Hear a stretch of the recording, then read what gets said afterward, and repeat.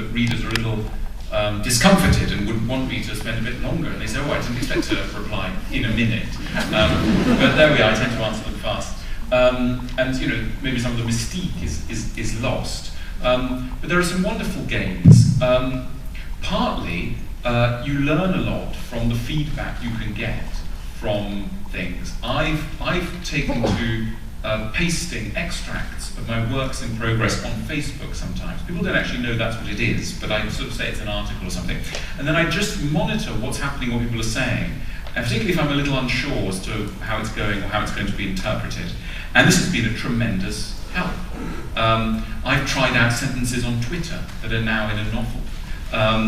I've put films on YouTube that contain ideas that will later find their way into a book. So you can, rather than just decrying the whole process, it is a terrific opportunity for sort of market research and a bit of toing and froing with an audience. I think the real promise of technology in the area of books is that technology will more reliably unite us with the books that we actually need to read. There was a statistic out the other day that 4 out of 5 browsers in bookshops leave a bookshop without having bought anything.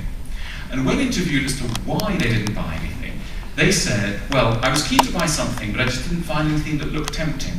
That's not surprising. Finding a tempting book is a really challenging activity. It's a little bit like falling in love or dating, when you need to find, out of millions and millions of possible matches, the one that's going to work for you. At the moment, we've still got some very antiquated mechanisms for uniting readers with books, chief among which is the book review, an extremely blunt instrument. Most of us miss book reviews, or the book review is either too nasty or too pleasurable. So it's not really a reliable instrument. I think that with artificial intelligence and other mechanisms that are just certainly a decade away, we will all be reading much, much more, because we'll never again have that feeling, I know there's something I should read, but what should I read? We will be much more reliably united with the words that are meaningful to us at a particular point. Sorry, before I ask Simon, can I very courteously tell all the photographers who have now snapped at least 20,000 shots that they might retire and enjoy the forum without clicking distractingly in front of all of us and crawling on the floor as they know the truth of. Well, I mean, I think, what are the fears and truths, the secret truths of everyone?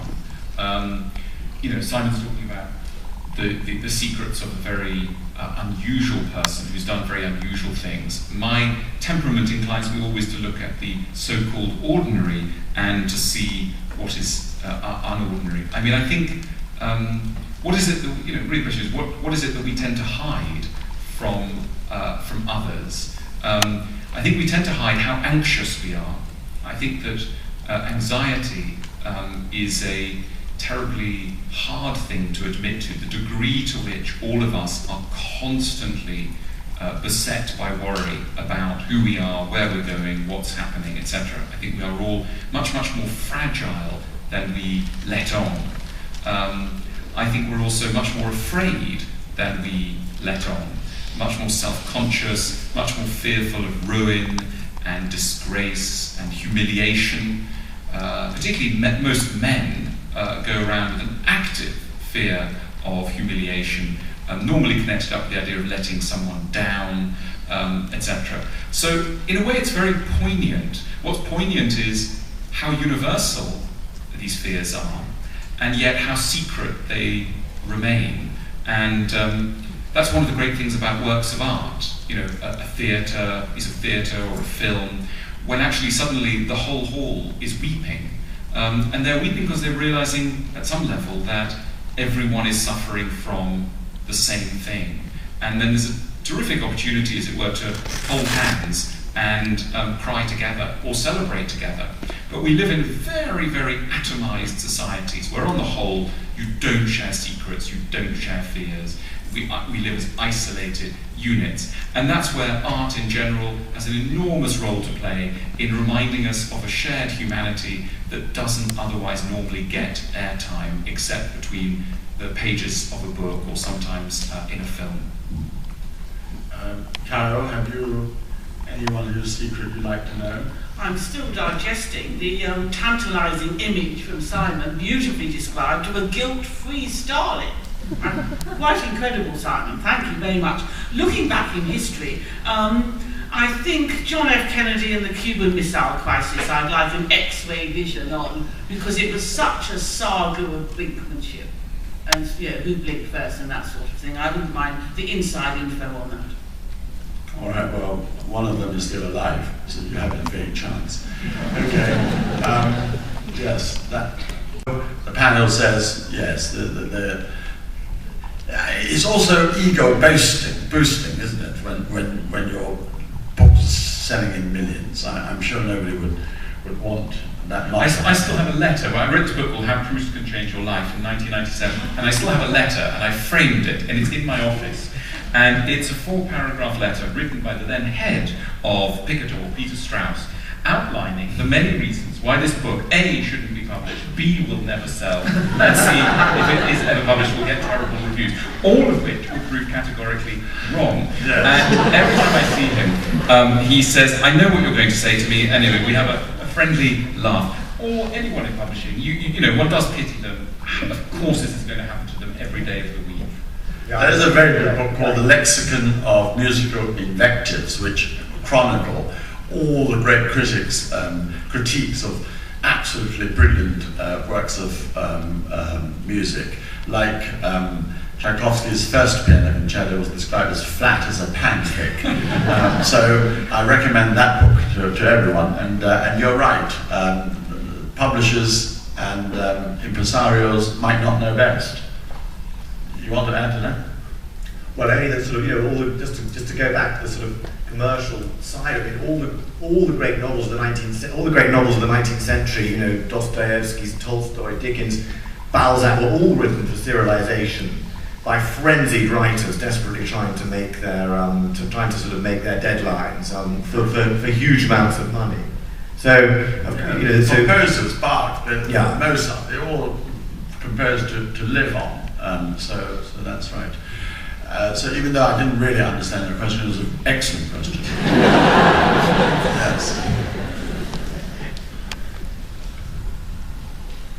Hi, sort of a follow-up to the reader feedback question, but and this is sort of an extreme example as well. But when you have this phenomenon of writers like George R.R. Martin, and they have sequels coming out, and readers are then guessing the plot line of and he's, the questions come up whether he has to then change the plot line to keep the element of surprise and mystery for his future books. Do you see that happening with more and more authors, given how much connectivity there is between you and the reader now? Have you had that experience yourself? Well, that's another question I can't understand, but I'm sure it's an excellent question. Asked by your incredibly fast American accent. I don't know who R.R. Martin is. I'll hand that over to you. George Martin. George Martin isn't he the presario of the Beatles? No. I don't know, but I know that you're wrong. He's a writer. It's a George Martin. Yes, it is George Martin. No, not the one R.R. Martin, who's obviously somebody else. Who the hell is George R. Martin? Stop trying to impress us with obscure writers. Trying to show off how highbrow we are. All right, next question. Knowing